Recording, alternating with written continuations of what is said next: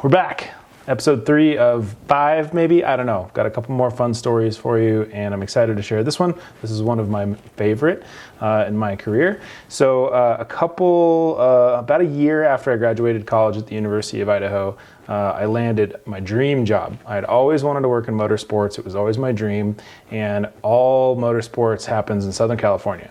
So I get hired by Cycle World magazine, who at the time was the 800-pound gorilla in the publishing industry. They did everything. They covered racing and new bikes and motocross and road racing and road bikes, everything. And so I'm super excited. I finally get the job, and I show up on day one, late afternoon, do the paperwork with the HR person, and shows me around a little bit. It's a really cool, iconic building in Newport Beach, right where Newport Beach and Costa Mesa kind of come together in this little wedge. And so she takes me, shows me around. I meet the staff. David Edwards, who was the editor-in-chief at the time, I get to meet him, and then a few of the staff show me around the office, and then they take me out to the motorcycle garage, which was like kind of the coolest part for me. They had every motorcycle you could imagine in that garage. They had tons of bikes they were testing. It was a ton of staff motorcycles, tons of helmets, leathers, everything you could imagine.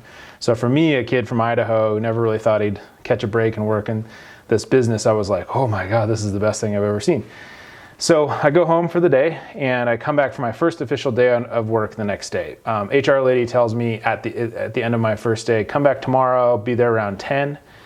And so I go home. I wake up the next day, and I'm like, 10 o'clock, why on earth would I show up for my first day of work at 10? That seems really late. My Idaho upbringing taught me that, you go to work at 8. So I get on my bike. At the time, I had this cool KTM 950 adventure bike, and so I ride it into work, 5 miles or so, and I park in the parking lot, and there's no one in the parking lot, like 8:15, 8:30, and I'm looking around, I'm like, where is everybody? So I go to open the door's locked, can't get in. So I sit on my motorcycle legitimately for 2 hours, just waiting. People start showing up, 9, 9:30, closer to 10. Finally, everybody's there, and I can go in. Well, I was so nervous for my first day, and I'd sat out there for so long, I left the key in the ignition of my bike, and I left it on. So at the end of the day, 5:30 or so, I go out, try to turn the bike on, won't start, it's dead. So I go back inside. The only people there who are left are David Edwards and Paul Dean. David Edwards, again, is the editor-in-chief, really notoriously tough boss, good guy, really smart, really well respected in the business, but tough dude to work for. And Paul Dean loans me his FJR 1300R, big kind of touring bike. It was an interesting model that year because it had this automatic shift thing, made it kind of weird to ride. And so I get on the bike and I ride away from work, and I'm like, I push my motorcycle into the garage where all the other bikes are. I get on this loaner, I start to ride home, and I immediately wreck the bike. I take off out of a corner. It's a little wet, a little misty out, and I give it a little too much throttle, and then in this sort of strange auto shift thing kicks in, and I low side the bike. It slides into a barrier. And I'm picking the bike up off Superior Boulevard in Costa Mesa, and I'm like, holy shit, I just lost my job on the second day.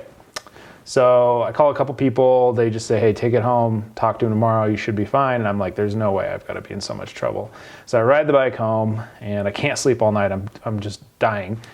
I get into work the next day at 9:30, because that's what you do. And I walk into David Edwards' office with my head in my hands, and I'm like, hey, your personal long-term loaner motorcycle, I destroyed it last night. And I was absolutely certain he was just going to fire me right there. It was terrifying. And David, being the, kind of guy that's been around the industry a long time that he is, he gave me a little bit of shit. And then he said, all right, we'll figure out how to get it fixed, and we'll cover the costs. And then the only thing you owe me is a blog about the experience.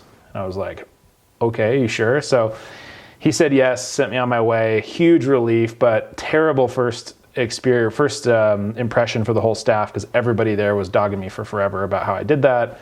They kind of didn't trust me up front because they were like, who is this guy that comes in and wrecks the boss's bike, etc. Ultimately, the job turned out to be a fantastic job, one of my favorites. I got to ride a lot of motorcycles and do a lot of fun stuff.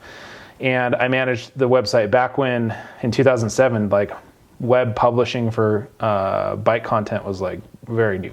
The site was terrible, and I knew very minimal HTML and the back ends of this stuff, but I did my best to keep it up to speed. You can see this screen grab I took here from the Wayback Machine. You can't see any of the photos anymore, but this is what this thing looked like.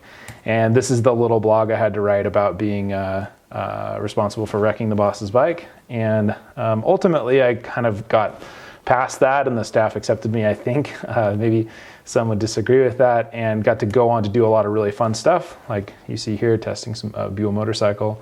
Did a lot of travel, learned a lot about journalism and photography. So I guess I would say that the moral of the story here is that bad first impressions are hard to overcome, so don't screw them up.